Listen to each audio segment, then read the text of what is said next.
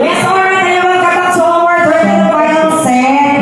And of course, thank you so much for staying here at Toro Bar. And of course, syempre sa mga newcomers, yan po kayo dito. Thank you po again sa mga nag-stay pa dyan at nanatiling dito sa Ayan, hindi po siya average slow lang naman pa. Yes, line of songs namin ang aming. gusto ko lang pagkain. Gusto ko.